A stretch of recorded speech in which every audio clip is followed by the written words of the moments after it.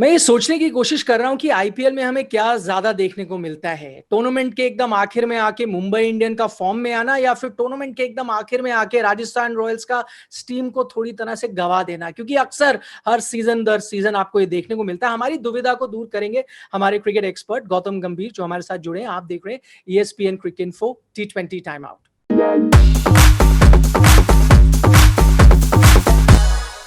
तो गौतम, सबसे पहला पॉइंट हमारा तो ये है, आमची मुंबई के बारे में बात करें। अक्सर हम देखते हैं कि ये टीम टुवर्ड्स द एंड करती है, क्वालिफाई करेगी या नहीं इस पे हम थोड़ी आगे चर्चा करेंगे। फिलहाल आप मुझे ये बताइए कि असली पिच कौन सी थी? वो जब राजस्थान रॉयल्स बैटिंग कर रहा था वो थी असली पिच, या वो जब मुंबई इंडियंस बैटिंग कर रही थी?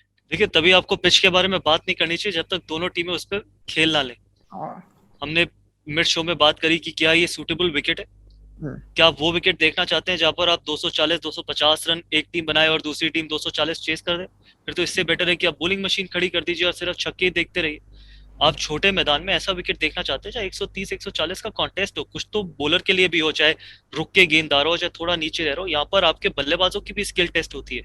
आप अगर तीनों वेन्यू में देखें, Abu Dhabi flat wicket, Dubai में थोड़ा बहुत मदद है तेज गेंदबाजों के लिए, यहाँ पर थोड़ा बहुत मदद है स्पिन गेंदबाजों के लिए जो कटर्स डालते हैं। तो एक क्वालिटी बल्लेबाज को तीनों विकेट्स पे एडजस्ट करना आना चाहिए। और ये आज मुंबई इंडियंस ने करके दिखाया। मुंबई इंडियंस ने जिस तरीके से गेंदबाजी करी, उसके बाद सब बात कर रहे थे विकेट की, लेकिन उसके बाद जिस तरीके से चेस किया, तो इससे पता चलता है दोनों टीमों के बीच में गेंदबाजी में फर्क। निजी तौर पर आप कैसी पिच पसंद करेंगे? शारजा में ऐसी पिच कि जहां पर 140 145 से ज्यादा रन का कॉन्टेस्ट ना हो। आप हर मैच 190 बनते हुए और 190 चेज होते हुए नहीं देखना चाहते। आप देखना चाहते हैं डिफरेंट, हर बैट्समैन की डिफरेंट स्किल। आप देखना चाहते हैं वो स्पिन के खिलाफ कैसे खेलता है, वो आप देखना चाहते हैं कि वो फास्ट बॉलिंग के खिलाफ कैसे खेलता है। तो मैं छोटे मैदान पे इसी तरीके की स्लो आउटफील्ड, थोड़ा बहुत ग्रिप कर रहा हो गेंद, ऐसी विकेट देखना चाहता हूँ। चलिए, गेंदबाजी के रुख करते हैं और हम मुंबई की गेंदबाजी के बारे में बात करें। कुल्टर नाइट की जो बॉलिंग थी वो देखते हैं। चार उन्होंने यहाँ पर विकेट चटकाए 14 रन देकर। एक चीज तो साफ है कि ये तेज गेंदबाज हैं गौतम। जैसे हमने इनको देखा है, स्विंग का भी इस्तेमाल करते हैं, सीम का भी करते हैं। वो सब नहीं हो रहा था तो शायद प्लान बी भी लेके आए, कटर्स का इस्तेमाल किया। देखिए, कटर्स तो I am sure Rajasthan Royals ने सारे मैचेस देखे होंगे, अगर खेले नहीं तो देखे तो होंगे। शारजा में बहुत कटर्स का इस्तेमाल हो रहा है, साथ ही में कुछ तो बहुत ऑर्डिनरी शॉट्स भी थी। अगर आप ग्लेन फिलिप का शॉट देखें, अगर आप बाकी एवन लुइस का शॉट देखें, इतना छोटा गेंद था नहीं वो जिसको आप पुल लगाने की कोशिश कर रहे थे। अगर आपको पता है कि विकेट थोड़ा स्लो है तो आप उसको सीधे बल्ले से खेलिए ना। साथ में बढ़िया गेंदबाजी की रूम नहीं दिया, विकेट टू विकेट गेंदबाजी करी। और विकेट टू विकेट गेंदबाजी करना भी एक स्किल है, क्योंकि अगर आप विकेट टू विकेट गेंदबाजी करते हैं तो अगर बल्लेबाज ने मिस किया तो आपके पास सारी अपॉर्चुनिटी है, बोल्ड की, एलबीडब्ल्यू की, हर तरीके की। तो मुझे लगता है गेंदबाजी बेहतरीन करी है सारी मुंबई के गेंदबाजों ने। एक और गेंदबाज, क्योंकि आप बोल रहे हैं कि बेहतरीन करी है, वो जिमी नीशम थे। उनके सिलेक्शन के बारे में कहेंगे, इंस्पायर्ड सिलेक्शन? क्योंकि अक्सर हमने देखा कई बार ऐसी धीमी पिचेस पर आप स्पिनर्स का की तरफ भी चले जाते हैं, लेकिन यहां पर हम देख रहे हैं स्पिन गेंदबाजों को कोई मदद नहीं मिल रही। तो बेहतर सोच थी मुंबई की कि नीशम जैसे गेंदबाज को लाया जाए। देखिए, अब आप कह सकते हैं हाँ। क्योंकि ये विकेट चटकाए तो आप ये कह सकते हैं, अगर ये विकेट नहीं चटकाए होते तो आप कहते कि क्या जरूरत थी आप एक बल्लेबाज को। क्योंकि मैंने तो प्री शो में भी बोला था कि क्रिस लिन को आप देख सकते हैं जिमी नीशम की जगह, क्योंकि बल्लेबाजी सफर करी थी। लेकिन ईशान किशन ने जिस तरीके से बल्लेबाजी करी ओपन करके, और जिमी नीशम ने जिस तरीके से गेंदबाजी करी, तो हम श्योर कि ये बढ़िया सिलेक्शन रहा है। और शायद रोहित शर्मा इस विकेट पे, शारजा के विकेट पे, ज्यादा स्पिन गेंदबाजी नहीं कराना चाहते, इसलिए उनको एक और विकल्प चाहिए था तेज गेंदबाजी का। ईशान किशन ने, जैसे आपने बात की, इस बीच अर्धशतक लगाया। बड़ी दिलचस्प बात यह थी कि पहला ओवर वो मेडन ओवर खेलते हैं। क्या ये दर्शा रहा था कि आज वो ये मन बना के आए थे कि मुझे थोड़ा क्रीज पर समय बिताना है, फॉर्म में वापसी लानी है, आगे शायद ज्यादा महत्वपूर्ण मुकाबले हो सकते हैं, वर्ल्ड T20 भी है, इस सोच के साथ आए थे? देखिए, हर गेम इंपॉर्टेंट है। जब आप वर्ल्ड कप अप्रोच कर रहे हो तो आप वर्ल्ड कप में जाना चाहते हैं रन्स बना के, चाहे आपकी टीम क्वालिफाई करे या ना क्वालिफाई करे। आप जाना चाहते हैं एक अच्छी फील लेके। ये नहीं हो सकता कि आप आईपीएल में रन बना के ना जाए, आप सडनली वर्ल्ड कप में जाए और आपके डिफरेंट माइंडसेट चेंज हो जाए। क्रिकेट एक ऐसा खेल है, अगर आप क्लब क्रिकेट में भी रन बना के जाते हैं और इंटरनेशनल क्रिकेट खेलने जाते हैं, वो भी आपको कॉन्फिडेंस देता है। और अगर आप क्लब क्रिकेट में जीरो बना के जाते हैं, अंतरराष्ट्रीय क्रिकेट खेलने जाते हैं, तो वो आपका कॉन्फिडेंस दूर करता है। तो आई एम श्योर कि इस तरीके से, जिस तरीके से बल्लेबाजी करी है, इससे बहुत उनको कॉन्फिडेंस आया होगा। क्या था अलग गौतम आज की बल्लेबाजी में? क्या वो टॉप ऑफ द ऑर्डर वो उन्हें ज्यादा सूट करता है? देखिए, हर तरीके के बल्लेबाज होते हैं। कई लोग टाइम लेना पसंद करते हैं, कई खिलाड़ी ऐसे होते हैं कि जो सी बॉल हिट बॉल तरीके के खिलाड़ी होते हैं, ईशान किशन उसी तरीके के खिलाड़ी।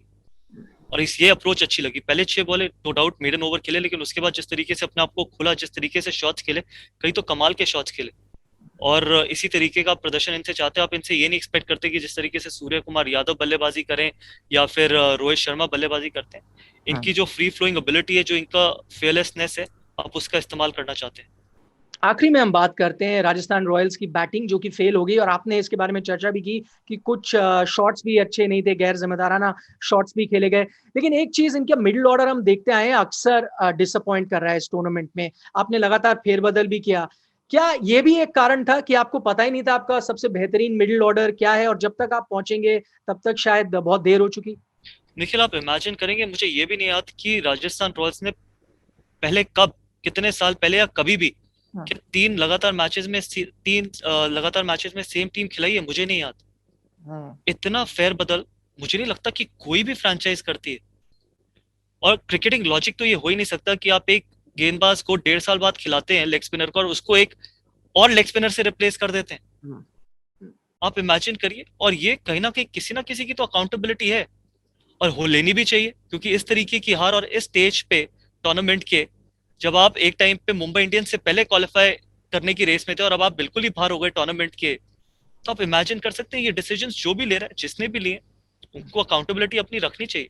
क्योंकि इसके पीछे क्या सोच हो सकती है। हाँ, मैं मान सकता था कि अगर आप लेग स्पिनर को हटा के आप किसी ऑलराउंडर को खिलाते या फिर किसी और तरीके के स्पिनर को खिलाते, लेकिन आपने एक मेन लेग स्पिनर को हटा के दूसरा मेन लेग स्पिनर खिला दिया। और आपने जयदेव उनादकर, जिसके ऊपर आपने इतना पैसा खर्च किया, इतना ट्रस्ट दिखाया, उनको आपने बिठा के एक रुकी गेंदबाज को खिला दिया। ऐसा क्या, और वो भी मुंबई इंडियंस के खिलाफ, वो भी मस्ट विन मैच में। तो इसके पीछे मुझे नहीं लगता कि कोई क्रिकेटिंग सोच हो सकती है। और मेरे अलावा अगर आप किसी और से भी पूछें, इनफैक्ट आपने भी बहुत क्रिकेट कवर करी है, आप ही बताइए कि इसके पीछे क्या सोच हो सकती है। ये तो आप डिफाइन भी नहीं कर सकते सोच, ऐसे मैच में वो भी। बिल्कुल, आपने कुछ उदाहरण दिए। एवन लुइस मैच में रन बनाते हैं, अगले मैच में नहीं खेले थे। मॉरिस एक और उदाहरण है, जिन पे इतने पैसे खर्चे किए, 2 मैच नहीं हुआ तो उनको नहीं खिलाया। कुछ बल्लेबाज थे जो बिल्कुल रन नहीं बनाए थे, वो काफी लंबे तक खेले गए। और एक और चीज है, ये जो मैचअप्स है ना, ये मैचअप्स, ये फिनिशर्स, ये जो हम टैग्स देते हैं, ये सिर्फ कहीं ना कहीं, देखो, वीडियो एनालिस्ट को अपनी दुकान चलानी है, टू बी ऑनेस्ट, उनको बताना है कि मेरी इंपॉर्टेंस क्या है स्पोर्ट में, तो वो मैचअप्स ले आते हैं। मीडिया को अपनी चीज करनी है कि फिनिशर्स, डेथ बॉलर, जो क्वालिटी गेंदबाज होगा वो नई गेंद से भी उतनी, आज बुमराह कोई बढ़िया डेथ बॉलर नहीं है, Bumrah is a quality bowler, as simple as it gets. Virat Kohli is a quality batter and he is a finisher. Rohit Sharma is a quality batter. तो साथ ही में ये जो मैचअप से क्या है, ये मैचअप जरूरी थोड़ा है कि आज अगर मैं एक गेंदबाज के खिलाफ आउट हुआ हूं, तो अगले मैच में भी उस गेंदबाज के खिलाफ आउट होऊंगा। अगर मैं 3 बार उसके अगेंस्ट आउट हुआ हूं, तो इसका मतलब ये तो नहीं है चौथी बार, लेकिन ये भी बताना जरूरी है कि 3 बार जब मैं एक गेंदबाज के खिलाफ आउट हुआ हूं, तो कितने रन बना के आउट हुआ हूं। अगर मैंने 80 रन बना के किसी गेंदबाज के खिलाफ आउट हुआ तो वो कोई मैचअप नहीं है। हाँ, अगर किसी ने मुझे पहली पहली बॉल पर आउट किया तो वो मैचअप है। तो ये जो थ्योरीज है ना, जितना आप कॉम्प्लिकेट करना चाहे आप उतना कॉम्प्लिकेट कर सकते हैं, जितना आप स्पोर्ट को सिंपल रखना चाहे उतना सिंपल रखिए। साथ में आप कॉम्प्लिकेट खुद ही करते हैं, क्योंकि आपने एक टीम कभी लगातार खिलाई नहीं है, तो कभी आप कॉम्बिनेशन बना ही नहीं पाए। इसलिए गौतम, आपके साथ मजा आता है चर्चा करने में, क्योंकि आपकी राय हमेशा बेबाक रहती है। लेकिन मैं जल्दी से कुछ आंकड़े देके अपनी भी दुकान जल्दी से चला लूं। वो ये है कि मुंबई इंडियंस का अभी भी प्लेऑफ में पहुंचना बहुत मुश्किल है। वो इसलिए आज बहुत बड़े अंतर से जीत दर्ज की, लेकिन मैं कहीं यहाँ पर आंकड़ों पे गौर कर रहा था। अभी भी इनको आखिरी मुकाबला लगभग 100 रनों से जीतना होगा एसआरएच के खिलाफ, और उम्मीद करना होगा कि केकेआर भी अपना मैच ना जीते। तो कई परमिटेशन कॉम्बिनेशन बाकी हैं। फिलहाल काफी कठिन सी डगर नजर आ रही मुंबई इंडियंस के लिए। गौतम, बहुत बहुत शुक्रिया हमारे साथ चर्चा करने के लिए। आप देख रहे थे ESPN क्रिक इन्फो T20 टाइम आउट।